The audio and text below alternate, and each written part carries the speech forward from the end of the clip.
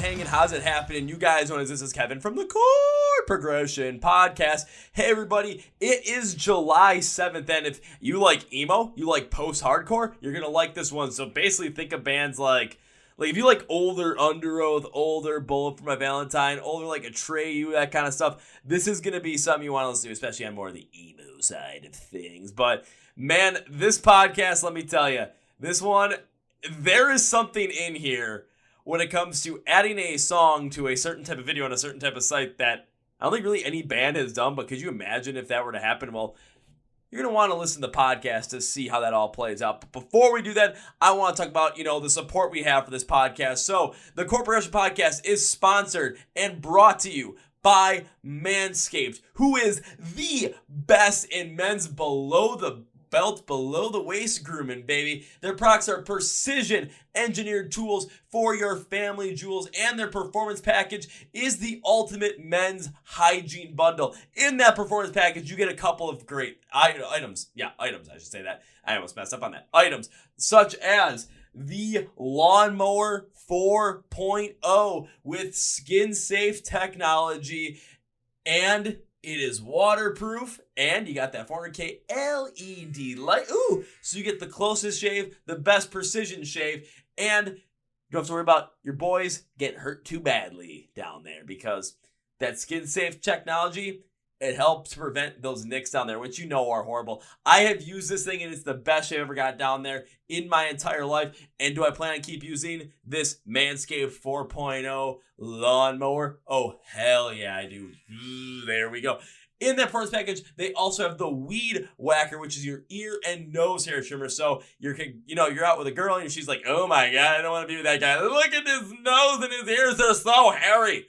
Yeah, that'll help you prevent that. They also have the Crop Reviver Ball Trimmer. Makes your balls feel all fresh and smooth. They have the Crop Preserver Anti-Chafing Ball Deodorant, which I stand by. It has saved my legs through my workouts and through the concerts I go to, through the mosh pits. I sweat a lot. I go nuts all the time. I don't stop. I would have a problem with chafing, but 2 years ago when I started using the Crop Preserver, no problems anymore, baby. So keep on using it. And that performance package also comes with a nice little carrying bag for all these things. It comes with shave mats, so when you're shaving, you can wrap that stuff up and you don't have to get all over the floor. And it comes with a pair of boxer briefs as well to help support your boys down there. So Manscaped, the best in men's below the waist grooming. And you want to be a part of the Manscaped family like us? Manscaped has an exclusive offer for you through the Chord Progression Podcast. It is 20% off. What? And free worldwide shipping. Say what? When you use the code CPP at manscaped.com. The link for Manscaped's website is in the description of the podcast. It is also in the top comment on the YouTube style for this podcast. Well, so you want to go and check that out. Remember, manscaped.com, code CPP at checkout. Join the Manscaped family and make sure you get the best care for your family jewels. We are also sponsoring the When We Were Hungry Music Festival happening out in Las Vegas on October 20th and 21st. Yes, we're turning memes into dreams, pancakes in the pit. It's going to be a blast. Our friend Will from Modern Day Escape and Mal Levy, they put together this festival after Will created a meme off the When We Were Young festival. It's turning memes into dreams. Yeah, it's happening with many great bands out there, including bands that have been on the podcast, such as Modern Day Escape, Along Came a Spider, Saving Vice, Outlier, Palisades, and Varsity, plus many more like Dropout Kings, the original Skylit Drive lineup.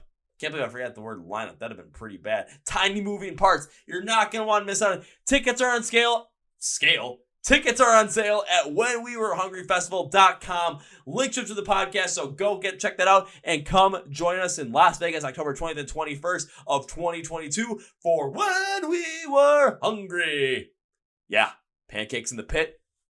Come mosh with us, baby. All right, now time for a feature presentation. So thanks to an Instagram ad, I got to reach out to this band called Down Again after listening to their single Saboteur. And let me tell you, this podcast is ridiculous when it comes to some of the live show stuff this band had to go through, that all bands have to go through, that you're just going to have to deal with it, and every band has gone through it. Just kind of giving a little more insight on that. The song Saboteur, we dive deep in that. We dive deep into what created their sound, why they made the sound they do, and putting a certain song on a certain website behind a certain video. then a lot of people would watch for suggestive reasons. Would that be a good move? Would that get the song popular? Would that get the band popular? We talk about it. We float the idea around there. Are you guys ready for this one with Down Again? You better be. Let's go! Yeah. Well, ladies and gentlemen, boys and girls, listeners of the Chord Progression Podcast. You know, I found some absolute gems in the past while just scrolling through Instagram and having ads pop up and be like, hey, this band has this song out. Go check it out. This one came up on my feed one day. The song is called Saboteur by the band Down Again. I listened to it just on the end. I was like, did I find another gem? Then went to listen to it, the whole entire thing, and I'm like, oh yeah, I found a gem. So I had to go and reach out to the band, and they are here today. So please give a warm welcome to Lenny and Lucas from the band Down Again to the Chord Progression Podcast. So gentlemen, welcome to the Chord Progression Podcast. Thanks, glad to be here, man. What's going on? What is going on, guys? Because right now everything here is, well, not gonna lie, it's been busy with, trying to make sure, keeping the podcast as best as possible, doing it all as all these episodes, but you know what? It's what I love to do, so I'm happy you guys are here. What's going on your end? Oh, just enjoying some California heat, man. It's been hot over here. I've just seen Lucas just go like, dude, yeah. 97 today, but it feels like it's worse, man. Oh my God. 97's not that bad, but it gets 114 where I live, so. Yeah. Jesus Christ. Both of us work outdoors, so whenever it gets hot, we're just living in it. Just like I'm a creature of just sweat and just whatever else comes out of me right now. I don't know if that's my adult, like just becoming an adult, but like I used as a kid, I just sweat like all the normal places. Now as an adult, it's like just stomach sweat. It's like the worst place to sweat from ever. Yeah, because it's like, did you spill something on yourself or what the heck is going on? Because you just have this big splotch like right here. It's like, it's so bad. What you have to do is like after when you're working, you have to get t-shirts. Just have giant circles right here. So as you start sweating, it's like, what's going on? I need to contain within this circle. If it gets past this circle, I know we need to take a break for a little bit. We're gonna bring back fishnets and just wear only fishnet shirts. I mean, I think that's like what the dream from like 1996. Yeah, that sounds about right. I feel like you guys might end up doing that with like your very like a music video on your own. Just like, you know what, we're just gonna have the fishnet mesh shirts on. We're just gonna rock out. We're just gonna go absolutely nuts. Who the hell knows? Maybe you guys do that on stage. Just come out like just full on like mesh shirts. What the fuck is up, everybody? And then we're just like, whoa. I'm honestly down, man. That sounds good to me. Shows get hot, man. I can't be wearing no leather jackets. Yikes. Yeah, especially, I mean, where you guys are from, where it can get pretty hot pretty quickly at the same time as well. I mean, especially right now, I've been seeing bands that have been playing, in California and Arizona, around the southwestern part of the United States at like in June. And it's just like, pray for us. We might die in this heat. Pray for us. This show might be our last because we might melt on stage. So how do you guys deal with it? Because, I mean, I live much, much further north than you guys. So I'm used to like summertime, venues like, okay, you might have that like a hot week or so where all of a sudden the venue's just really, really, hot and humid. That has no AC. But I'm used to the ones where like you're going to shows and all of a sudden it's like you have to go either leave the jack in the car and freeze on the walk in or pay like the $5-6 for coat check. Dude, yeah. Venues here, man, certain venues, you have to decide that you want to see the band. Like this, the pit, the sweatiness in the pit is barbaric, man. It's just barbaric on some of these venues. See, now you're kind of speaking my language right there, because every time I'm at a show and I see a pit, I'm like a kid on Christmas. I'm just like, oh, yay! Yeah, can't stop myself. It's impossible, man. It's infectious. I mean, I would say I'm addicted, but I don't want to say it because that just makes it sound bad. Yeah, like it's something you shouldn't be doing. Yeah, it's like, nah, man. It's something I definitely should be doing. There's no, for me, that's just the feeling of just pure joy and happiness of all of a sudden. All of a sudden, the energy's picking up during a band set. You get the faster pace songs, some of the heavier songs. You get the songs that have those heavier, unclean vocals, just all that energy behind them. And you can't stand still. You just physically can't. You have to do something. And for me, it's, I'm going to throw my shoulder into people. I'm going to push some people around. And if, someone gets knocked down, it's like, whoa, get them back up. Let's go again. Oh, yeah. The pit is the only place. All right, go, Lenny.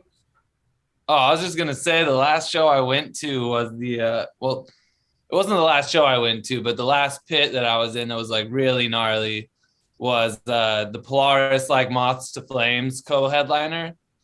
And I got obliterated in the Polaris pit, man. Like multiple times was just getting bodied. It was a rough pit. Boom. I remember that show, man, because I saw that down in I saw it in Chicago, and it was just like once it was Alpha Wolf that actually had the pit that was going the craziest. All of a sudden, it was literally the first song. Within the first like minute, all of a sudden you're seeing just the crowd split open, and I'm just sitting there, just like on one edge. I'm just like, okay, we're doing this already. Yeah, this is gonna be a fun show. I hope I don't get hurt again. Yeah, I landed on my knee, on my hip, on, just my whole body was hurting after that show, I'll say. I hope that you thought it was worth it, though. I really hope so, because it sounds like it was worth it. Definitely worth it. Man, I mean, there's been a lot of shows this year so far, like especially ones that I'm pretty sure you guys have seen, but I know I've seen a bunch as well, where all of a sudden it's just the energy is just absolutely insane. The pits are absolutely insane, and we were without live music for, over a year, sometimes for some people a year and a half, maybe some people even 2 years. And it's just like being able to get back into that space, being able to get back into that place where we can just enjoy the music, go absolutely apeshit and just lose our minds for the positive aspects of it. It's been something that, it's made 2022 a hell of a lot better than what 2020 could have even aspired to be with all the shit that happened. For sure. Yeah, it's definitely cathartic. Like, there's definitely a like therapeutic aspect to seeing live music, at least for me. Say, Lucas, what about yourself? Is there like some sort of therapeutic aspect when it comes to either seeing live music or playing live, for yourself? Playing live is definitely different. Like, I love seeing live music. I hate sweaty people though. So like, this is love-hate relationship I have with it. But no, the biggest part about seeing live music is like the inspiration level. Like seeing a band actually play good, like sing good, scream good, seeing the guitar players rip, like that's super inspiring to me to want to do it. And then every time we get on stage, it's my favorite place to be. So, and then I try to focus on the band when I'm at the venue, but sometimes I have a little too many drinks and then I'm just in the pit. I tell myself I'm not going in the pit. I hate sweaty people, and then I have a few drinks. I'm like, let's go.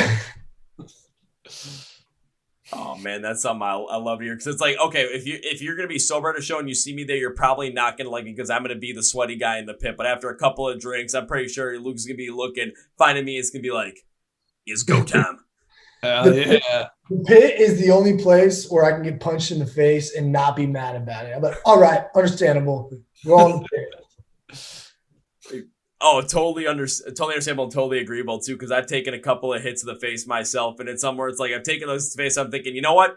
Put myself in this position, was expecting this. Plus, the music still gives me, that energy still gives me life. There's only been one time I've been hit in the face, and I was not very happy about it. It was because it was from a crowd killer who said that they hated crowd killing literally right before the set began. And then instead of a punch face, it was a scratch on my eyeball. Oh my God. Foul move. Yeah, I ended up getting that, had one of my friends use it, works in the medical field. So we left the pit. I'm like, dude, how is my eye? I'm like, is it bad? Is it bleeding? What's going on? He's like, it's just there's a scratch on it, but as long as it's not hurting you, I don't think it's going to be bad. We went back in there and the same person all of a sudden jumps in crowd killing, punches me in the mouth. Oh my God. That's brutal. I had enough at that point. I'd be in the crowd like this looking for him. It was basically it was like, okay, now I'm gonna take two hands. I'm not gonna do the push. It's gonna be a literal shove and force you out. I was like, no, you stay out now. You lost your privileges. Right. But I mean, it's somewhere. It's like again, you understand that stuff's gonna happen. Usually, at times, it's like I mean, when I got to go see it was not the Knock Loose Kubla Khan tour. It was sometimes getting hits in those. It's like I mean, like I wasn't expecting that, but then again, it was Knock Loose and Kubla Khan. I was ready to expect anything. Yeah, it's a violent combination. Now, going to you, Lenny, a little bit, kind of like what I asked Lucas, because you said there's a therapeutic part of it when it comes to seeing live music and being in that environment. When it comes to playing live music, being up on stage, is that like feeling of like, positivity and that therapeutic feeling the same? Is it different? So what is it like in that aspect?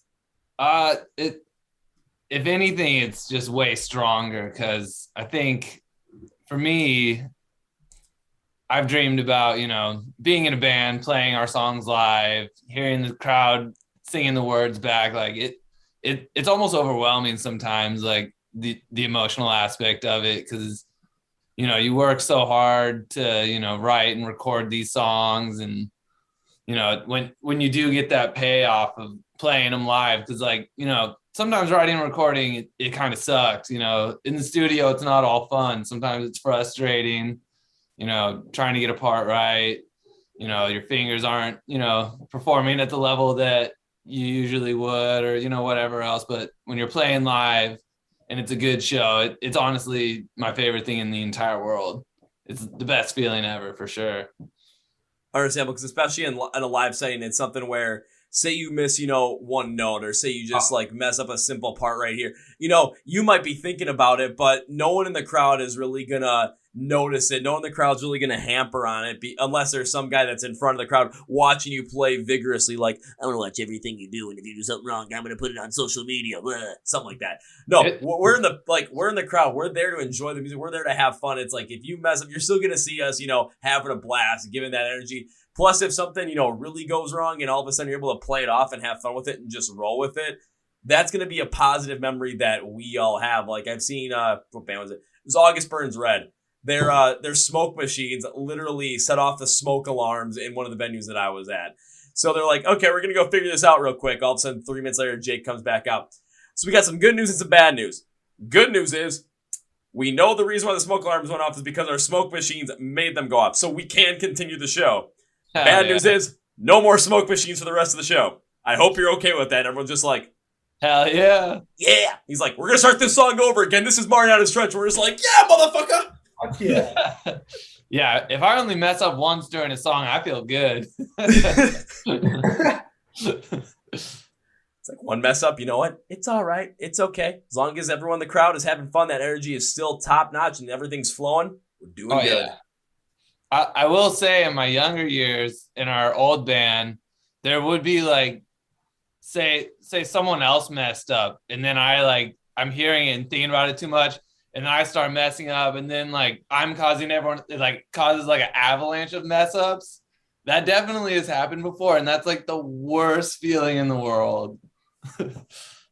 Feels like there's like a specific story that just like popped in your mind when you explained that. And if you got a specific story, like I'm ready to hear it, man. Oh, there's a couple, sadly. Well, the one I'm thinking of was the backyard show that we played with Record Line.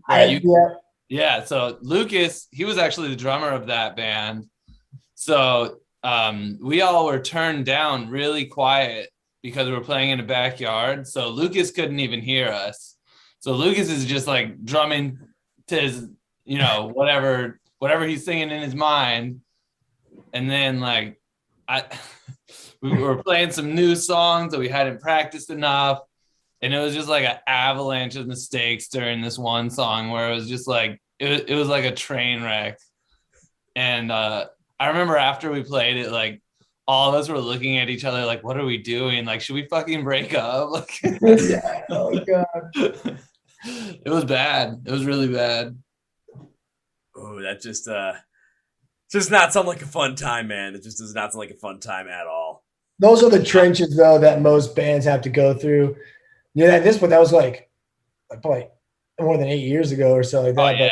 That's just what happens. You play those random gigs, backyard shows with a bunch of local bands, just having fun. Every once in a while, they're not going to go good because I was literally – there's no monitors. I'm playing – I'm just singing the song in my head and playing the drums. Like, well, I hope everyone's with me because I have no idea what everybody else is doing. So Yeah, and this is something that you did say that just, peak in my head, which was that every band does have to go through something like that. Every band has to go through the trenches of that, because it's not going to be like, you start out as a musician or you start out as a band and all of a sudden, you're going to be on a level where you're going to be opening for certain bands. You might start a band where all of a sudden, you get to that point, but you definitely have had experience in those trenches before. Oh, Kind of yeah. like if all of a sudden, I'm just gonna think of an example. It's kind of like I'm just gonna use Ronnie Radke as an example. Him with Escape the Fate, it was, he probably had to go through that same kind of stuff. The band had to go through that same kind of stuff. But when all of a sudden he started falling in reverse, probably didn't have to go through some of that same stuff, but he already went through it at some point. That's kind of the analogy I'm making here, where every musician has had to go through something like that at that point where, the conditions are not the best. Oh, yeah. You're going to have those avalanche of mistake shows, but it all depends upon what you do in that moment and how you interact with it and how you react to it. Because if all of a sudden it's just like one thing mess up and all of a sudden other things mess up, and at the end of the song, everyone's mad at each other, now there's going to be some negativity. There's going to be those negative emotions. The fans in the crowd are going to, see that. They're going to remember that, and then they're going to be more distant from your band. If all of a sudden you guys mess up and all of a sudden you go, well, that's a new variation of the song that we're working on, so I hope you guys enjoy it because that might be the only time we ever play it. Now you're having some fun with it. Now you're keeping the vibes a little bit more on the positive side, a little bit more on the not so serious side, having fun with it. Everyone's going to feed off that. And you go on to the next song, and all of a sudden people are just like, woo! Fuck yeah! Totally. Yeah, I think for us, it was like a good come to Jesus moment where it was like, okay, we need to be better. Like, we can never have something like that happen again. So, it definitely pushed us to, make sure we were more practiced up, make sure we, dot our I's, cross our T's. So never had anything like that happen again. Thank God. yeah. Yeah, thank God, because I've even seen a couple of shows like that too. There was a festival I went to, and there was a band I've had in the podcast. They were not allowed to use their in-ears or use their monitors or anything, solely because they said that everything that was going on that stage was interfering with one of the bigger stages. So the bigger stage couldn't do a quick sound check or anything while the other band was setting up. And it just got to be kind of a mess. We're like, you know what, we're going to just do this. Whatever the fuck happens is whatever the fuck happens. And I'm pretty sure, because I knew the more of the songs than some of the other people because it was a smaller band, I think they did mess up a couple of times, but they just had so much fun with it. They just in this mentality of, fuck this, we're just going to put on a good show for everyone that's here. They're just going to enjoy it. Remember that from a positive experience. So remember that and take that as a positive, as watching that whole entire thing play out. Yeah, that's totally sick. I love that. But next time, make sure that no matter what venue you go to, you guys are able to use in-ears. Oh, man. Yeah, for sure. Not being able to hear yourself is like a death sentence, especially for being on vocals. Like, oh, man. So, because I'm not really that strongly connected when it comes to knowing that the nuances of, the live performances. I'm still learning at this point, as I'm more of the one that goes to the show, goes to the pit, goes nuts, and feeds off the energy that way. So when you can't hear yourself on stage, when you can't hear the vocals on stage, what is that like? Because I'm very curious to see kind of you said it was a death sentence basically. What is that whole experience like? So, I mean, if you're singing and you can't hear yourself, you're relying solely on muscle memory, because you can't hear the note that's coming out of your mouth. So say you start on the wrong note for a verse, you're not going to hear that it's the wrong note and correct. You're going to sing the whole verse out of key. So it's just trying to rely on muscle memory for a whole song. I mean, some people could do it, but you have to have a gift. It's really hard. Man, okay, that does make a lot of sense. And thinking about, before you were able to use anything like in-ears, but I mean, being a younger band, or even go back in time as well, before they were even a concept, before they were even a thing, wondering how some of those artists were able to do that and be able to just, rely on muscle memory and hit it perfect every single time. Because when you're up on stage, the emotion that's going through, the adrenaline that's going through you, and relying on muscle memory, I mean, your muscles are going to pretty much know what to do at that point, but there's a lot of other factors in play right there. What happens if all of a sudden, when, especially in your younger years, or, wherever you are now, it depends, say there's some girl in the audience that you're kind of like, hey, kind of like that girl. And all of a sudden, like, you're focused on that, and then all of a sudden you do start out and sing the wrong note at the start of the verse. Now you're singing the whole entire verse off key. Yeah, I think especially like when I was younger, like I just didn't have the muscle memory built up enough. So it would have been just, you know, like I said, like a death sentence for me. But I think now, you know, I've sang all these notes 10 million times now, so I'll feel a lot better doing it today than I did, you know, 10 years ago. But it's like you lose your safety blanket, you know, because you can course correct if you could hear yourself, and it's like you hit the first note wrong, it's not a big deal, like you said, you know, you just hit the rest of them and no one's gonna really remember. But yeah, if you don't have that ability. Yeah, if you don't have that ability, then all of a sudden, you know, you might sing the whole song completely wrong, and it's going to give it a whole entire different vibe, which sometimes I've seen bands perform songs, you know, in a live setting that they're heavier than what they do on, like, the album, which, not going to lie, is a cool thing, but it's never, you know, like, a consistent thing where all of a sudden it's, you know, these vocals are, you know, a little bit more of that, like, higher pitch, a little bit more of that unclean raspiness, and all of a sudden they just turn around and do them guttural. No, it's not something like that. It's like pieces of the song just are accented by these heavier notions. So it does end up working out, you know, you're not going to be like perfect every single time, but I can see what happens where all of a sudden, you know, you're not perfect, you're not hitting it exactly right, and it just kind of devolves into something where you're singing the song in a completely different way, and it just does not come out as sonically powerful or as emotionally hard-hitting as you want it to come out. Oh, for sure. Yeah. I feel like there's definitely been shows where I've seen where it's like you could see the singers struggling. Maybe they can't hear themselves, and it's like, oh man, this is hard to watch. Not gonna lie, I've seen a couple of those before, and it's just like, especially in the crowd, when you can notice it, it's just like, come on, what's going wrong? Can this get fixed, please? We want to see this whole entire thing go down the way we want it to. And it could be an issue with, you know, the equipment that you're using. It could be an issue with the sound from the venue. There could be many different issues going on at that same point as well. Oh, yeah. For sure. So continue to speak to live music. What has live music been like for you guys since, you know, the return of live music hits, since the COVID-19 restrictions have gone away and we're able to go to see shows without any of those restrictions really in place? You want to start this one, Lou? Live shows as far as like for the band or just us individually? For the band specifically.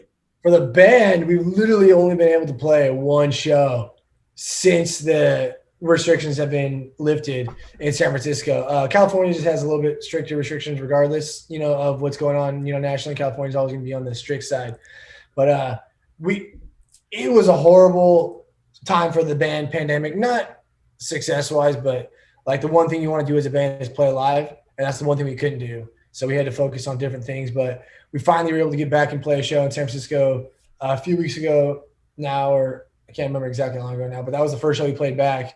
And it was like, me and Lane were talking after it, like, we're like, oh my God, like this is what we've been wanting for the last year and a half through the entire pandemic. And we were just robbed of it. I remember us talking like we were at this bar after. I was like, we could literally do this every night. Like we could play this every single night. And it's just so sad that was taken away for so long. And even now we're back, but you know, like I said, California is a little bit different. So regardless of what's kind of going on nationally, California is always a little bit more strict. So getting on certain venues and stuff like that, it's a little bit harder now than it was before the pandemic for sure. Totally understandable now. When it comes to, you know, being a little bit hard to get on some of those bills, is it just because, or getting in some of those venues, is it the restrictions also do play a part in it on top of just, again, you're in the same position as a lot of other bands that are out there, especially, you know, in any area given, where everyone was on the shelf from live music for over a year, sometimes almost two years at this point. And now that people are able to go out and play those live shows, it's like every single band wants the same thing. They want to go out and play those live shows. So the amount of venues that you're able to play at might be at a fixed supply, but the demand is incredibly high to play those live shows. So are you seeing, I mean, kind of the best way to describe it, are you seeing that competition happen for those time slots and having trouble getting booked because of that? Yeah, I think one thing I've definitely noticed is like if you don't have a connection to a promoter, a booker, you know, the guy working at the venue, like it's really hard to get slots because like a lot of these guys who are promoters or bookers, they have buddies in bands that they're giving preference to, you know. It's like there's certain bands in our area that get every good slot, and it's like, man, like just maybe share a little bit of the wealth. Come on now. And a huge sad part about it too is it's preference. You know, if the booker of the show doesn't like you guys for any reason, like we are an emo band, okay? In the end, like we have core, post-hardcore moments. And even some of the new songs, we have some guttural low screams. We get as core as we can, but in the end, it's always ultimately an emo band. So it's an emo band that has hardcore moments, emo band that has softer, more upbeat moments. And that's one thing where if the bookers is like, I'm more into post-hardcore, don't really like emo, we're pretty much going to get ignored, or at least it seems like that sometimes. But kind of just touching on Lenny, so it's like, not that we're getting ignored like permanently, but like I'm like, yeah, but it's emo music, and I'm more of a fan of post-hardcore, and you know, this is post-hardcore band over here. They play here a bunch, so let's just have them fill the spot. Yeah, but if you're having the same band fill the same spot over and over and over again, then you know it's kind of the same reason why, you know, a lot of bands don't play the same cities, you know, over and over again, or very rarely do, just because you're going to end up diluting that crowd. I mean, even like some of those bigger bands, it's like, you know, you could be playing 3 shows in your hometown in a given year, but in that first one, you know, might be sold out. But that second one and the third one you play might only get 75% capacity, maybe even a little bit lower than that, just because, you know, people's like, oh, I've seen them one time this year. That's good enough. Me, if it's a band I like I'm going to still go see them all 3 times, but not everyone's as crazy as I am. Right. Lenny is. Yeah, I definitely think that, you know, when we were younger, we were playing shows all the time in our old band, like every weekend playing a show. And it was hard because it would be like all the people who were fans of us just saw us, you know, a couple weeks ago. Now we're playing in a similar area, and it's like we're not drawing, and it's like, oh man, everyone just saw us. So I've definitely been on that side of it.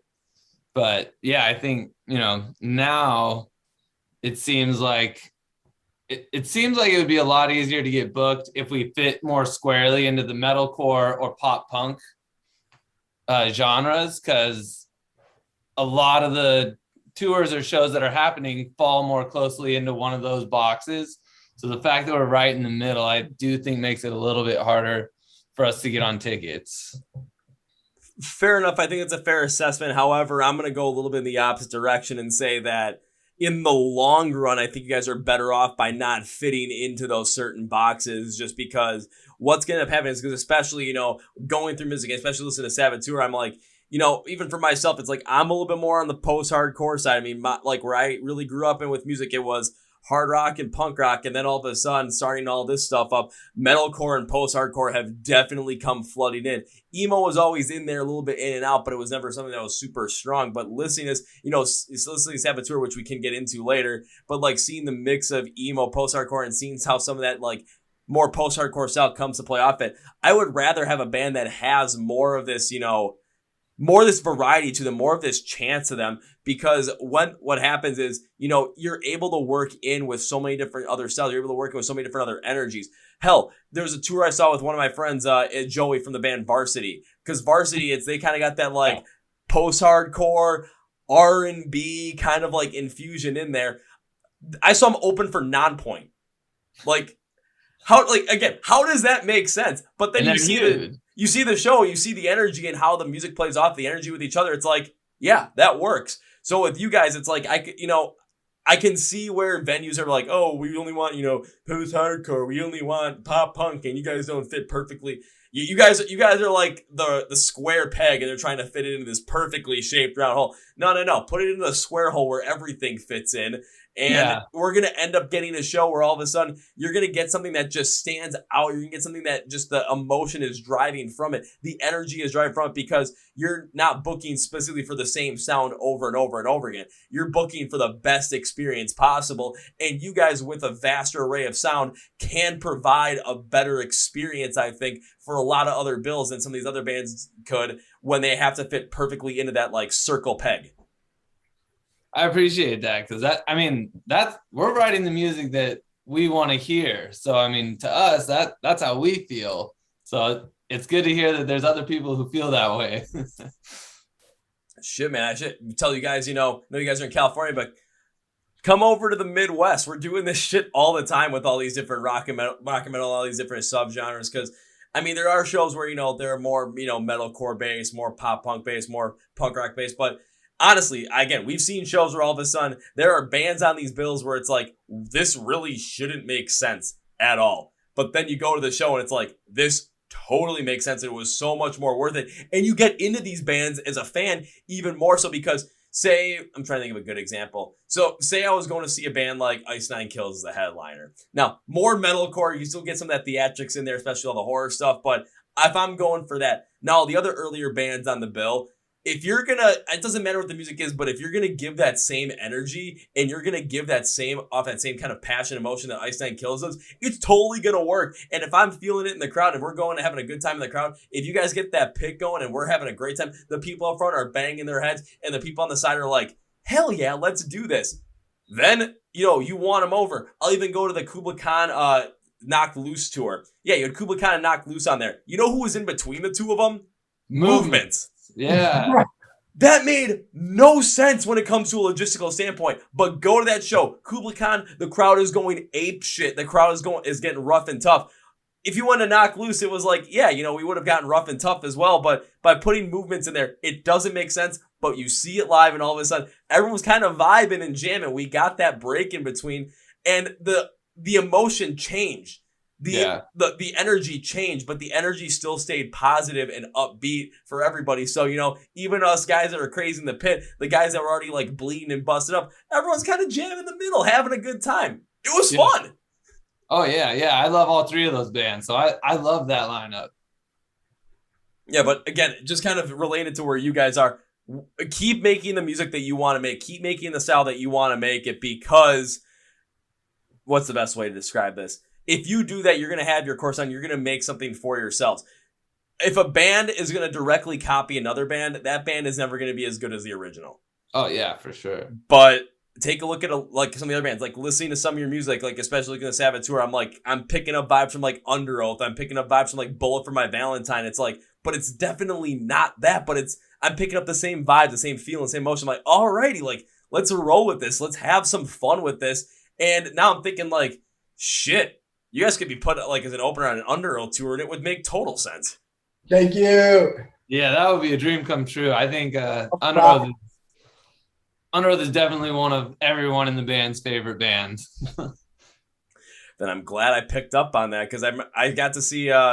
So it was that tour that Under Oath did. It was with Spirit Box, Bad Omens, and Straight from the Path. I got to see it down in Chicago, and Spirit Box was out for that show because of COVID. And Straight from the Path, it was like, I enjoyed it, but it just wasn't like, the pit was just way too big for too little people. Bad Omens, they played a little bit too much stuff off of the Death of Peace of Mind, and they did not play very long. So everyone's like, what the heck's going on here? Now we're not going to get Spirit Box? Well, Under Oath better bring it. Under Oath fucking brought it. Oh, yeah. Yeah, that was actually one of the best sets that I can honestly remember. That set was incredible. I feel bad because Lenny got me a ticket to that show, and I couldn't go. So... Yeah, damn you.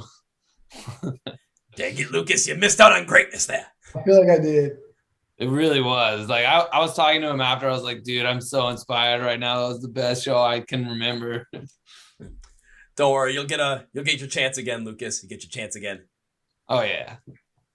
But again, it's just going back to your sound as well. So where was the inspiration that came off of the sound you have with that emo post-hardcore mix that allows you to go, into some of the more pop punk stuff as well, along with some of the more the metalcore, the heavier stuff? Like, you guys definitely have this tone behind you, but you're able to work within it and manipulate into so many other different areas that you want to, based off of how you want to write it, based off what the song is calling for, based off of the emotion is calling for. So how did you create this sound? What's the inspiration behind it? Like, take me back to the whole entire story of how this came through to be, because this is a cool sound.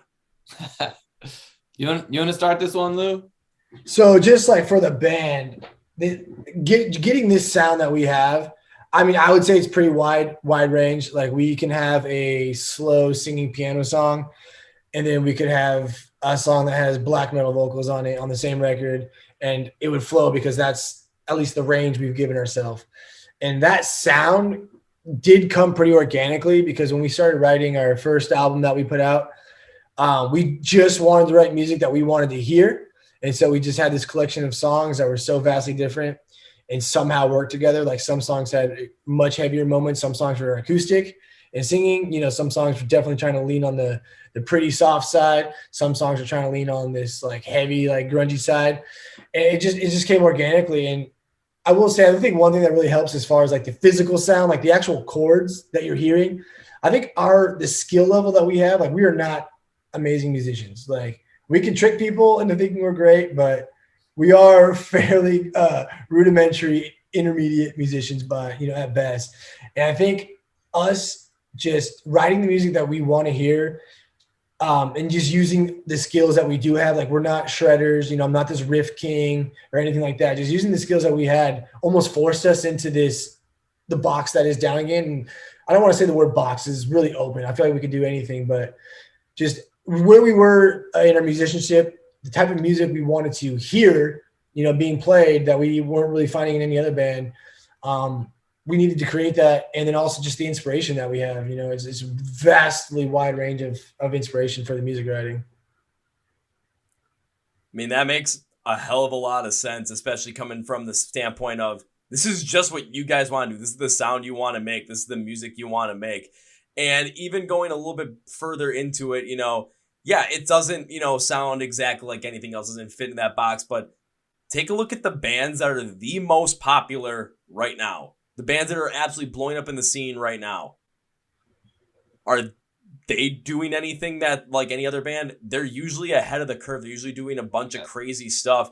And at first, it's always tough to break through it. But all of a sudden, people pick up on it. Fans pick up on it. All of a sudden, now labels and publications and all these other, festivals are trying to get out and be like, we knew about this all along. We're just waiting for it to really pop off with the fans. Like, nah, we really know. But you know what? We're still going to do it because, well, means the fans get to see us. But like, take a look at probably the best example I can give you right now is Bring Me the Horizon. Oh yeah, they're massive. They had their own freaking festival just for like that they put together just for themselves, and they put together 2 sets for it. One was everything pretty much like Fears from Saboteur on, and we're gonna enjoy this. And all of a sudden, the next set they did the next night was like, here's everything you wanted before Saboteur. And you see the vast difference in array of it, but bands that are able to do that, create their own sound, create their own thing, and just run with it, do great things. I mean, when it came to thrash metal, like, who was doing it before, like, Metallica and Slayer? Yeah. Use Ice Nine Kills as another example.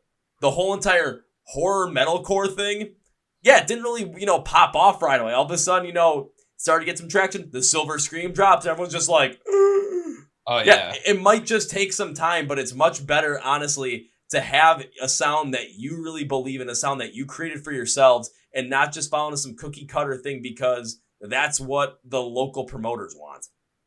Oh, for sure. That's for sure. Yeah, I remember when we first started writing these songs, like, we were like, what if we took, like, brand new style emo and then just like added parts that were way too heavy and did not fit with the rest of it. Like, so that was like one of the very first like ideas that popped in our head that kind of led us down this road. So, because I mean, Brand New, sadly, with their downfall, but they were one of my favorite bands forever. And I've always loved their, type of emo music, the emotion that they brought to their music. So, like, we wanted to, like, add that, but I also just love screaming. So I was like, what if we just, like, scream over everything with that sound? Like, what would happen? So that's kind of, like, where one of the first, like, stepping stones that led us to where we are now came in. So you want to know what happens with that? Good things happen with that. And all you have to do is just listen to the music. That's all you have to do for all the fans out there. Honestly, it's all you got to do. Hell yeah.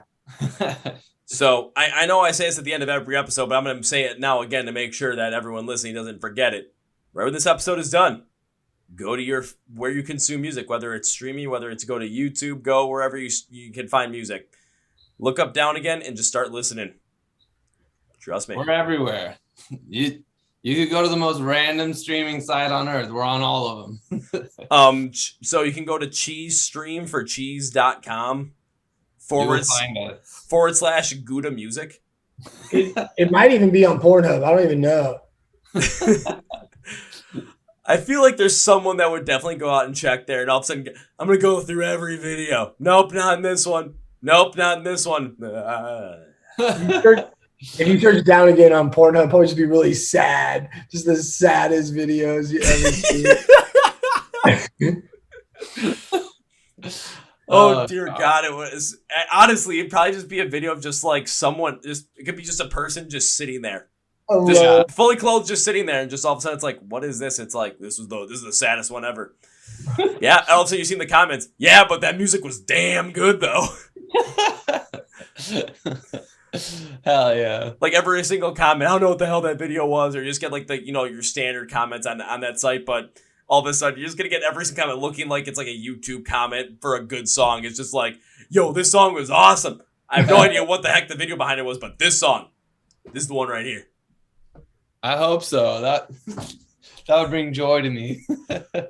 Oh, God. Honestly, now I've got a feeling like by the time this podcast releases, all of a sudden, I'm going to get a message from someone that was like, hey, I found this band on, but I don't want to say where I found them because you might think I'm weird, but this is where I found them. It's going to look and go, they actually did it, didn't they? One day, someone at a show is going to be like, yep, we found you guys on Pornhub. And it's going to be like, yeah, worth it. You are the chosen one. Now I'm starting to think about this a little bit. What would happen if a band would actually put their music on something like that? What behind just some kind of video? Because there's a couple different ways that, I mean, it's a place where, people are going to go watch it. There's a lot of people that are going to watch some of those videos. So it's going to get exposure. But is it also a connection to just, with the site itself, with the content itself? Would there be some backlash there? How would you want to play something like that? Because I'm just kind of curious. Like, this is a really interesting idea. Well, it actually reminds me of, you listen to Drugs, Destroy, Rebuild Until God Shows? Yeah. So you remember their song Sex Tape off their first album? Yeah. So, when they were just about to release that song, Craig Owens, he made a fake sex tape with like this porn star and like announced that song with this fake sex tape with this porn star, and like it got a lot of coverage, but a lot of people were like mad about it. And then like, because you don't know that it's fake at the time. And then later he came out and he was like, oh no, it was fake or whatever. But like, so he kind of pioneered this idea.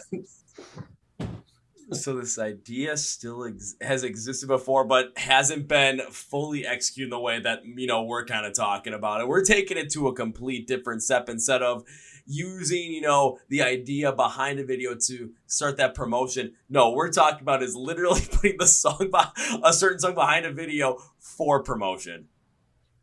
Honestly, it might work better.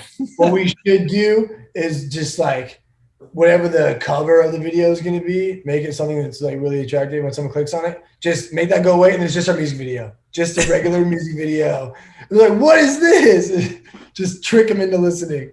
Yes. Yeah, but I feel like you're going to get the guys that are just like, stuck in their bedrooms all day. Just like trying to think, like from South Park where you had the guy that was watching all the cameras of like when they had the TSA for the bathrooms. Oh, yeah. Yeah, you're going to get that guy like, what the heck is it? And just turn it off or just go security breach. But if you had somewhere all of a sudden, like the song was actually behind a video, like an actual video on that, like, on one of those many different sites. That type of video. Yeah. That's wild, man. Oh, I mean, that would be insanely wild because it's going to get more plays. It's going to get more consistent listens to, especially if you have that song at a very specific part in that video. Hey, I mean, something, again, the backlash might be pretty intense, but you never know what might happen. It is 2022. Yeah, we'll just tell our wives, babe, this is for promotion. Don't think about it. We didn't actually make this video. Someone else made this video. We just put our song to it.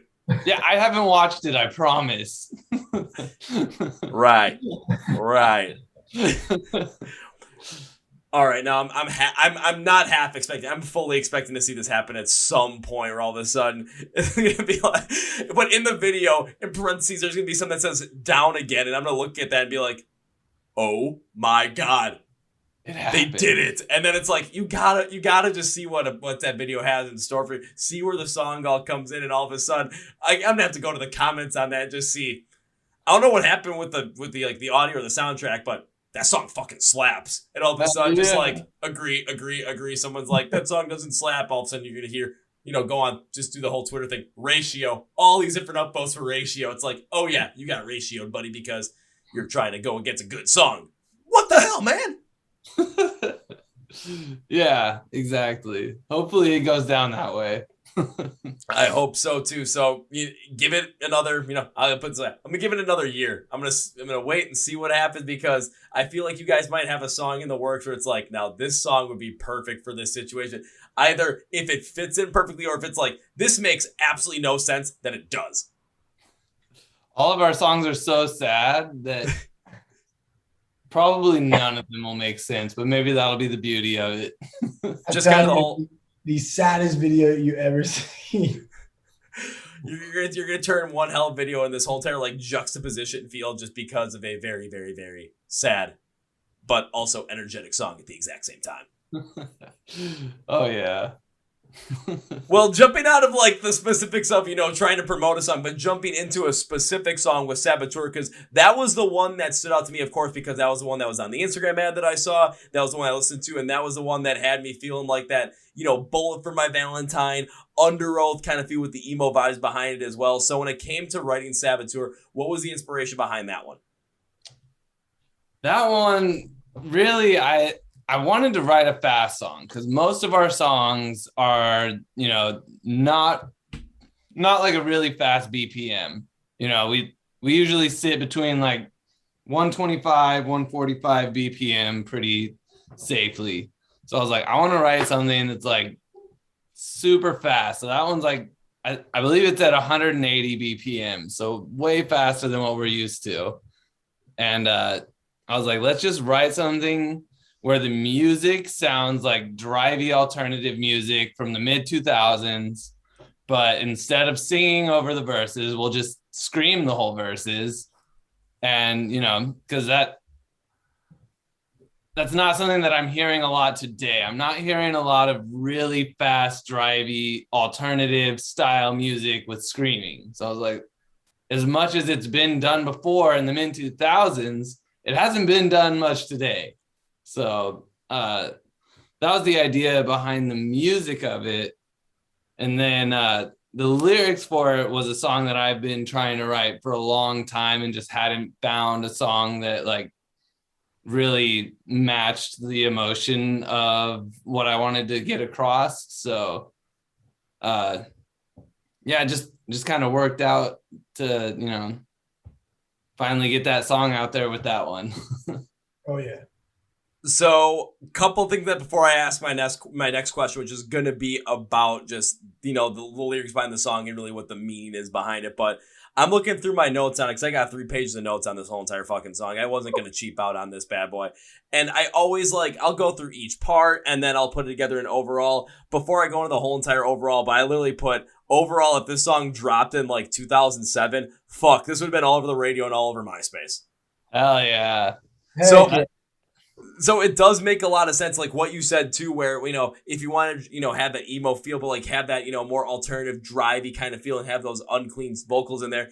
In the alternative scene, or even more in that scene, you're not seeing that at all anymore. You saw it a hell of a lot in the 06, 07, and people are still talking about, listening to that music and talking about, oh, I wish they still made music like that. Well, it kind of happens in a cyclical way where patterns come back, where things go away and then they come back once again in influence. We saw that in the 80s. It was like you saw the whole entire thing with the synth wave sound and all the different things they're doing with synthesizers, all that good crazy kind of stuff. All of a sudden the 90s comes around. It's like, yeah, we're done with that shit. All of a sudden I've been seeing that pop up more and more recently. It's like, oh, it has that retro feel. It's cool, but it hits on the emotion at the same time too. So it does make a lot of sense. So bringing that back because you guys want to play a song like that and you want to bring something like that back. Again, it's just going to be something that's going to stand out with more ferocity because you're doing it the way you want to do it. And also because we haven't seen something like that happen in quite a while. And the bands that really did hit on that, maybe they evolved a little bit more. Maybe their sound changed a little bit more. But when they do play those songs, okay, use Under Oath. When they play those songs from 2004, 2005, the crowd still goes ape crazy for them. Oh, yeah, berserk.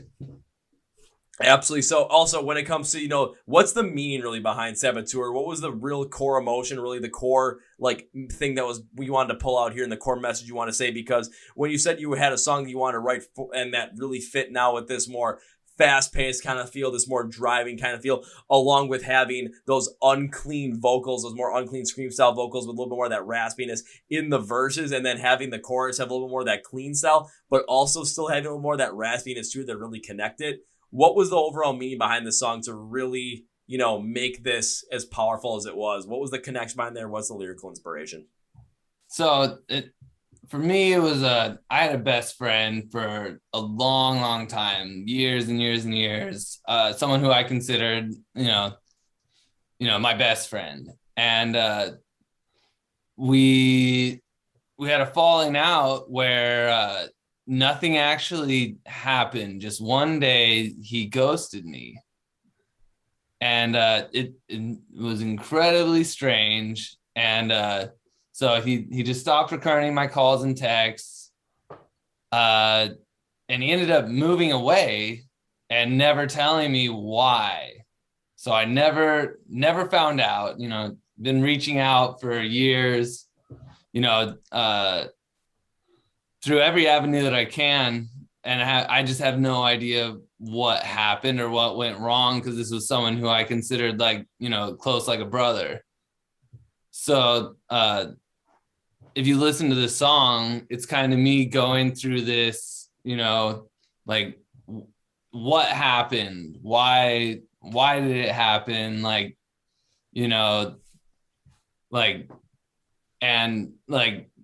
The name of the song Saboteur just kind of comes from, them being someone who, even while we were friends, they were more, self-sabotaging in their own life. They had a hard time, being a self-starter. They, kind of, they had a lot of, rough things in their lives and just didn't know how to deal with them. So then, dealt a bad hand and then have a hard time recovering from it type of situation. So that's where the name of the song comes from, and kind of the lyrics in the song. And it kind of caps with the bridge of, what could have been is all I see. What should have been will never be, just kind of lamenting on it. So that's what the song's about.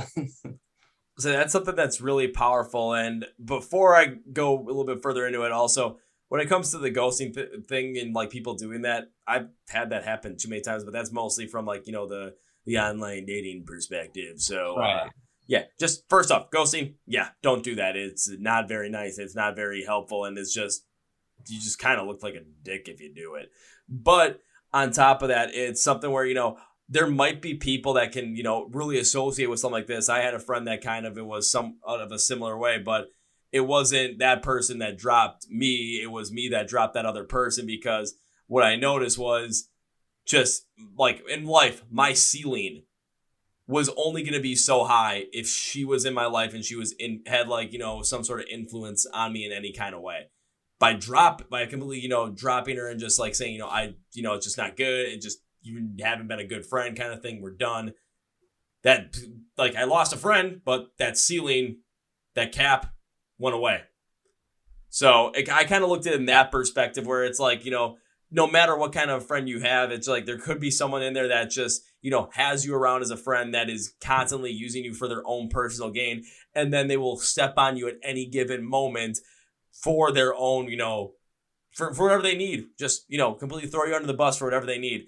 And it's kind of coming to the realization that, you really don't need that person around. That person only going to be doing bad things for you, even no matter how much you cared for them. And by breaking from that bond, by breaking from that other person, again, your ceiling might have been capped at a certain point. Now that ceiling is removed and your potential for whatever you want to do in life is a lot higher because you don't have the weight of that person's influence on you anymore. Oh yeah, for sure. I think, it was a hard situation and it really sucked, but I do think, in the long run, I was better for it, but it's still shitty to go through. It is shitty to go through, but you can always look at it in a certain positive aspect where, you go through certain things that, always the cliche, it's always darkest before the dawn. What doesn't kill you make you stronger, but they're cliches for a reason because they hold true. And you can take a look at that and things that you went through in this situation, they're not the best things, but they may have, been a part of the journey that's going to lead you to, the overall happiness that you're going to find in life, find out, where you want to go in life, find out where your passions lie, find out what you want to do so that every day when you wake up, you're happy with where you are, you're happy with the people you're associating with, you're happy with the people you're connected with, and you're just vibing through the whole entire thing. And you're not worried about, people that are going to be constantly trying to bring you down, people that are trying to have you around so that they can use you for their personal gain. Just really kind of using that as like putting a positive spin on a negative situation. Yeah, I think, definitely now with, all the guys in my bands being my best friends, it definitely feels good to, have a group of guys where everyone's got each other's back and no worries about any of that kind of stuff. And that's always a good thing. Plus, when it comes to the overall, when you listen to the song and you really go through it, having it at that faster pace, that was the first thing that really caught my eye. Because, you get the energy behind there. You get that feeling behind there. And a lot of it that really drove emotion, not only in this song from my perspective, was the drumming. The whole entire way through, that was one part that I was just stuck on, where it's like everything about the drumming when it comes to the verses, the way it comes to the chorus, and when it comes to that fill in the chorus, that transition from a faster part to a little bit more of a slower part for the second half, when it goes to that breakdown right after the second verse, and it really slows it down, but it still sticks with such a heavier impact that it just works out every step of the way. Having that faster pace of drum and having it continue to drive with the double taps on the bass. And sometimes, you took away the double taps, but then you focus more on the snare to really create that, faster pace, that more energetic feel. It just drove the song and kept it going every step of the way and had that emotion flowing from one part to the next. Oh, yeah. I appreciate that. I actually did all the drums on that song. So in the music video, since this song has been released, we have a full-time drummer who's amazing. He's the greatest person in the world. Alex, I love you. Such a better drummer than me. But before him, I was the drummer of the band / guitar player, and did a lot of the screams. So the drums on that one was like just so intense for me because Lenny basically said, "Hey man, listen to this rhythm." And I was like, "Oh no." I was like, "What am I supposed to do with this? Like, this is so fast. This is 100." He's like, I was thinking about a blast beat. I was like, "You want me to blast beat at 180 BPMs?" I was like, my little baby wrists are gonna fall off. So as far as like the drums go, and then also the lead guitar on that song, like I had never written anything that's like more intent, if that makes sense. Like when it came to the drums, I was like, I want every part to be the best that it can be, to be calculated. That way it's just like, I don't ever want to go back on that song and think I should have done this, because that's like one of the few songs that I've drummed on where there's not a single thing that I would change, listening back to it. Like I really did, like I wrote drums for that song that I couldn't even play and had to learn to play. I'm an emo drummer. I don't double kick that fast. Okay. So it's like, I'm sitting there practicing for weeks, just like making sure that I could double kick at, 180. I'm practicing the blast beats for weeks. I'm practicing the verse because the verse was this weird, like where the hits would come in, like on the, like they're coming in on a weird time. So it's like just practicing so much, pushing myself, because like Lenny's like, "Hey man, here's a song way faster than anything you've ever written." I was like, I don't know how I'm going to drum to this in a way that's going to be, unique and then still sound cool. And he kept telling me things like, yeah, blast. I'm like, what do you think I am, dude? Like, so like Lenny having this song just forced me to write these drums that I've never written before. So I was really excited with the drums. It's to this day, it's my, best work. And now that I've passed the baton of the drums, it'll kind of be my Mona Lisa on the drums. Your swan song. I'll say your Mona Lisa on the drums, my God, man. I mean, that's a great Mona Lisa to have and a big thing to hang your hat on. Mostly, again, because when I was listening to like instrumentally, this was the driving force behind the whole entire thing, behind, the way that the guitar riffs worked. And it was a great compliment. I'm not gonna lie, when you had more of that, it still had a little bit more of that fast pace behind it to match, not necessarily as in full, but like the way that the tone reacted, because it's like you're listening to tone, it's like, oh yeah, this sounds like a little bit more of that emo, a little bit of a higher pitch style tone from the guitar. But the way it worked alongside all the drumming that you did, I mean, everything worked so congruently from one part to the next where, no matter what was going on, everything still had that emotion behind there when it comes to, having someone in your life that all of a sudden, just completely leaves or just like in that self-sabotage thing, or is also, sabotaging your life in some sort of way, and just going through the emotions of, this anger, this confusion, this displacement feel, everything around there with how it transitioned from, kind of more of that confused, displaced anger feeling to more of this understanding and concentrated feel, especially towards the end of the song, especially how the bridge takes that and then transforms the chorus completely on its own. I don't know what else to say besides just bravo, gentlemen. Bravo. Thanks. I will say, just that we're talking about drums real quick, the reason why I'm so proud is for all of our songs that have been recorded to date, we mic a drum set. So it's not programmed drums. Like that's us playing the drums. So I know people listening might be like, why is he talking so much about practicing? Don't you just program? Like, no, that is a mic'd drum set. Yeah, we mix it, make sure the levels are great, but that is like this, the kick bass is me hitting the kick bass. It's me hitting the snare. It's not, we didn't program it. It's not fake. So that's why I had to practice it, because that's one of the way our producer likes to do the drums. So it just puts way more pressure on me, because it's like, damn it, I gotta be perfect. Like, God, like. Yeah, but then you get the actual emotion behind it. You can feel the drums even more so because they're programmed in there. Yeah, they're gonna sound perfect, but maybe there's a certain little aspect of the song where all of a sudden you hit that kick drum just a little bit harder. Oh, yeah. You hit the snare a little bit off center. You hit it a little bit closer to the rim. And it just adds so much more emotion because that's what you're feeling at that moment and that's how you're trying to express it. Yeah. I think the human aspect of the drums is like remarkable. You could listen to two guys play the same beat and they don't feel the same at all whatsoever. There's definitely a huge part of the drums that, you're able to put a human fingerprint on. And I think it definitely comes through on our songs. So I love the drums. I'll say it absolutely does. And even with Saboteur as well, we talked a lot about the instrumentals on it, but vocally, this song also stands out. And specifically, it's that chorus that stands out to me. It specifically out of anything else. Of course, the unclean, more screamy, raspy style that you guys work with in the verses, and then that breakdown, which does bring him to a heavier side of things, and the bridge, which kind of, brings it back a little bit more of that, lighter feel in a way to kind of give more of that understanding feel. It's the way the chorus interacts, the way that sound is. It's the first thing I thought of it was like, more people got to listen. Is like this hook just hits you and it just sticks with you. Yeah, I think that hook is absolutely incredible. I am so happy we were able to get one of my homies. His name is Kyle Reese. He's in the band Demon in Me, and he sang that hook for us.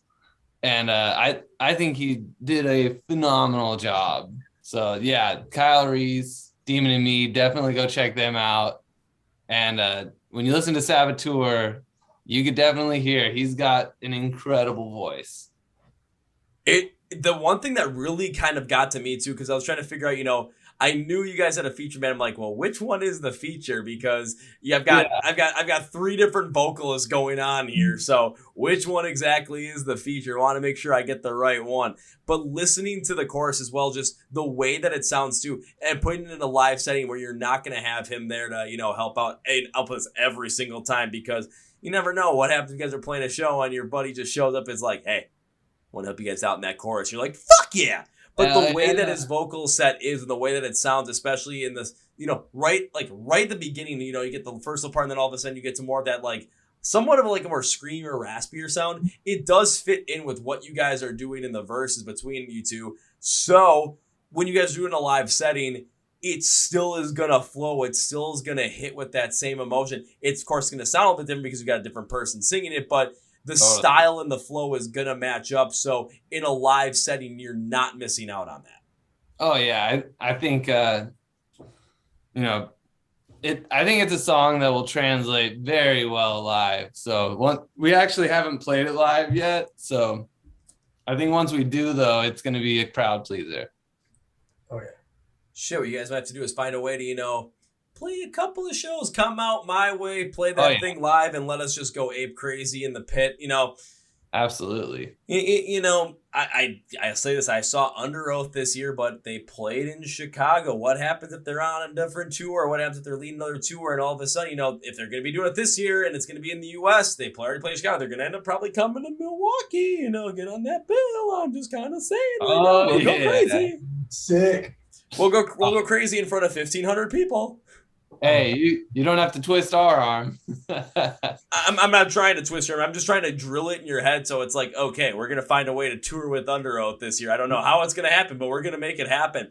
It might all have to stem from, a certain song and a certain video on a certain website that people use for different things, but you never know. It might work. I wouldn't be surprised if Under Oath frequents that website, so... I would be surprised if every band frequents that website. Yeah, it might be the number one band website. Take that, trying to think. Take that, Loudwire. Yeah. So, yeah. But when it comes to Saboteur, I always like to wrap things up with an overall. And I already said, if this song dropped in 2007, this would have been all over the radio, all over MySpace, all over those places. Because it took these guys time to grow, and it took these guys time to grow up to deliver this to us. I'm a fan of exactly how you guys mix the heavier side of post-hardcore in the instrumental backing with that emo tone on the guitars. The drums are absolutely killer on here to really drive a lot of emotion with the faster pace, to let that anger towards, potentially someone who wronged you, someone who just disappointed, someone that has, used you to their own advantage, to really flow throughout the song, and it hits even heavier with that breakdown. The vocals that are outside the chorus have that emo, unclean, raspy style attached to them, with two vocalists to show more disparity in this concept between the two, so you get two different, aspects, two different feels for it, and the chorus vocals do a fantastic job mixing the two and flowing through the entire thing to create a hook that would make your emo-loving heart bleed out with all the excitement in the world. Oh, yeah. Yeah, and I think just a quick touch on that with the guitar tones, a lot of bands today are drop tuning their guitars like crazy, drop B, drop A, drop even like E sometimes. And I think what really, sets our guitar tones apart from what everyone else is doing right now is we play most of our music, like 80% of it, in E standard. And then for the songs like Saboteur, that's just drop D. We're just dropping one string. So it really gives it that throwback feeling to the mid 2000s when a lot of bands were playing in drop D. So it's a little ode to the good old days of emo. Little ode to the good old days of emo that very well could be revived very soon. Ooh. We're working on it. Yeah. Working on it, making it happen. Well, gentlemen, as we bring this podcast to its conclusion, one thing I always like to do at the end is give you guys a chance to say whatever you want to say, plug whatever you want to plug, promote whatever you want to promote at the end of the episode. So, Lenny, Lucas, floor is yours. Definitely go check out Demon in Me. They released an album just last year. I'm Gonna Love You Like You're Already Gone. It's fantastic. I know Kyle Reese is also working on another new project that hasn't dropped yet. So go follow him on social media, keep up with him. He is absolutely incredible. And then also want to shout out our producer, Nick Loicono. He is absolutely incredible, one of my best friends, and ridiculously talented. He's responsible for a lot of, how we end up sounding on our recordings. And for me, lastly, we'll definitely shout out Tyler for the music video. You check out the music video for that song. The guy who filmed that music video is just helped take our band to the next level. He filmed our last couple music videos, so we owe a lot to him. And I'm gonna plug ourselves, man. No shame. Look, our website we got merch. We got shirts, hats, skateboards. I see a couple skateboards back there, bro. We got a bunch of decks. We got. Let's move this over because there should be 4 of them right there. Yeah, heck yeah. We got 4 different decks on our site, and then we got hats. That's the best way you can support us. Anyone listening, we're coming fast and heavy with music dropping all the time. We had our album, the EP, and the single. We're always working on new music, so we're trying to bring music as fast as we can, man. The best way to help us out is rocking our merch. Yeah.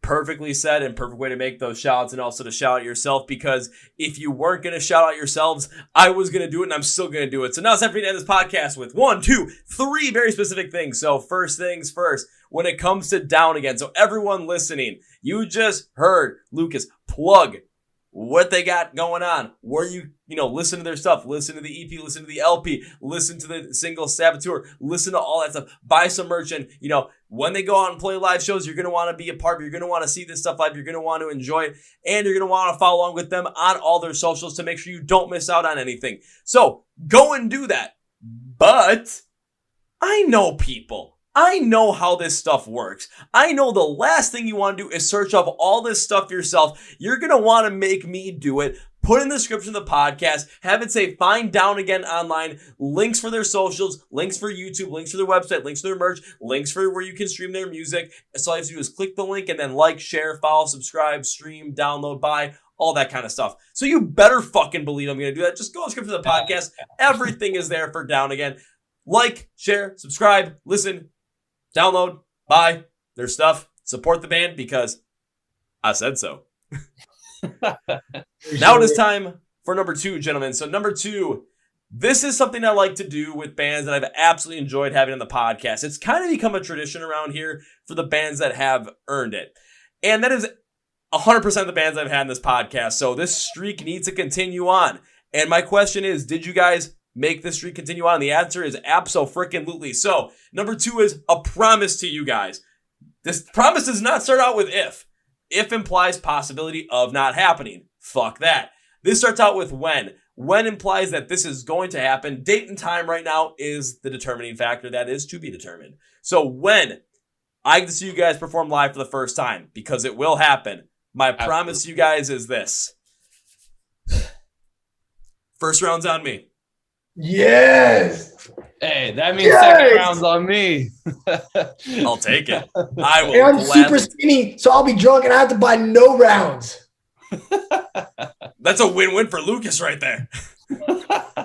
Hell yeah. So we'll make that happen because, as I put all this stuff together for this podcast, when I put together that, that Find Down Again part online, if I'm not following your stuff then, that's when I do it. I am not missing out on any of that shit right then and there. So now, time for number 3. And number 3 is, I can't end this by saying goodbye for a couple of reasons. 1, I'm going to continue to follow along with the band, so this is going to be a continuous thing. 2, is this the only time I ever want you guys on the podcast? Fuck no, I want you guys back on here at some point in the future because this was fun as all hell, and I'd love to talk again and just continue to watch and get other people to know about the continued growth and success of the band. And 3, I made a promise to you guys. I'm keeping that promise. I've got a debt to pay to you guys with first rounds on me, so I got to pay up on that debt. So can this be goodbye? No, can't be goodbye. This has to be see you later. Heck yeah. Hell yeah. I'll see you later, man. Well, folks, that's my interview with Lenny and Lucas from the band Down Again out of California. Yeah, you like emo, you like post-hardcore, you like that, older Underoath sound, you like more emo stuff. Yeah, this band is definitely going to be the one for you. So go and follow along with them on all their social media platforms. Go and watch YouTube video for Saboteur and all their other YouTube videos. Go listen, download, stream, buy their music. Follow them on all those platforms as well. Go buy some merch. And to do all that, go to the description of the podcast. See where it says Find Down Again online. Links and labels are there for you. All you have to do is click and then do what you got to do. I'm taking care of all the hard work for you. All you got to do is click or tap or whatever device you're on. Whatever's going to be the one thing that you click the link for. Yeah. Now I'm starting to sound, click it, don't tap it. No, just do however you're going to get there. Take care of that. Also, make sure you're following along with the Chord Progression Podcast. We have places where you can connect us on socials: Facebook, Twitter, Instagram, and TikTok. Plus, you message us on all those. I'm the one that answers them, so go for it. On top of that, we usually do Wednesday live streams every time on Instagram, 9 p.m. Central. And just check out what we're going to do because, sometimes we do them earlier, sometimes we do them later in the week, but Wednesday, 9 p.m. Central, usually the standard time. On top of that, please make sure to subscribe to the Chord Progression Podcast. Facebook. No, not Facebook. Please. I'm messing up on that. Okay, reset. Okay, let's retry that.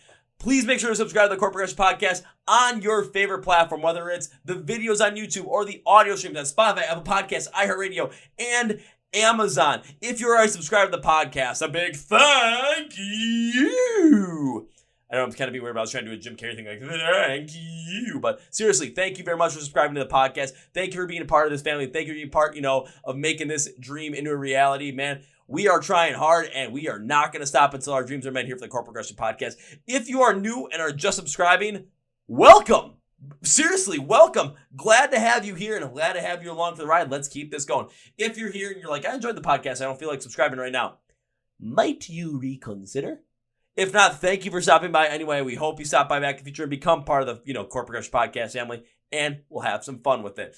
Also, I want to, again, thank Manscaped for supporting this podcast, for sponsoring this podcast, and sponsoring this episode. Remember, you can get their performance package, which has this Lawnmower 4.0 trimmer that has this advanced skin-safe technology right there to prevent and to reduce the amount of nicks down there that you might end up running into. Also, it's waterproof, and it's got the light there for the most precision shave. Remember, you can get 20% off your entire order and free worldwide shipping at manscaped.com when you use the code CPP at checkout. Links are for the podcast, and the code is there as well. Also, remember, we are sponsoring the When We Were Hungry Festival out in Las Vegas, October 20th and 21st of 2022. Tickets are on sale now, so go and get those. I will see you in Vegas, October 20th and 21st. Pancakes in the pit. Let's mosh together. On that note, thank you, Down, again for being on the podcast.